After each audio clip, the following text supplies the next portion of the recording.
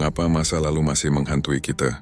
Masa lalu sering terasa seperti bayangan yang terus mengikuti, tak peduli seberapa jauh kita melangkah. Kita mungkin sudah pindah tempat tinggal, bertemu orang baru, menjalani rutinitas yang berbeda. Tapi dalam momen-momen sunyi, ingatan itu kembali. Kadang dalam bentuk memori yang jelas, kadang hanya sebagai perasaan tak nyaman yang sulit dijelaskan. Kita bisa tiba-tiba merasa sedih, bersalah, atau takut tanpa tahu pasti alasannya. Padahal jauh di bawah sadar, luka lama sedang mengetuk pintu. Otak manusia punya kecenderungan menyimpan pengalaman traumatis dan emosional. Lebih kuat dibanding momen-momen netral. Itu adalah bentuk perlindungan, mekanisme bertahan hidup.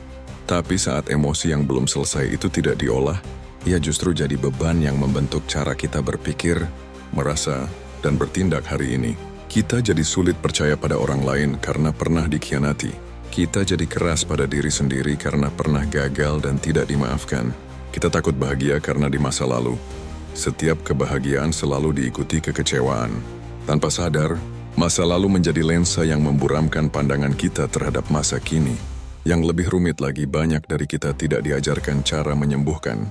Kita diajarkan untuk melupakan, move on, sibuk saja. Seolah luka emosional bisa hilang hanya dengan waktu. Padahal tidak semua yang tidak kita bicarakan akan hilang. Banyak yang justru tumbuh dalam diam. Penyembuhan dimulai dari keberanian untuk menoleh ke belakang, bukan untuk tinggal di sana, tapi untuk memahami apa yang sebenarnya terjadi. Kenapa hal itu begitu menyakitkan?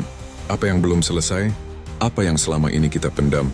Saat kita mulai mengakui luka itu tanpa menghakimi diri sendiri, saat kita memberi ruang untuk rasa sakit itu hadir tanpa ditolak, maka perlahan kuasanya berkurang.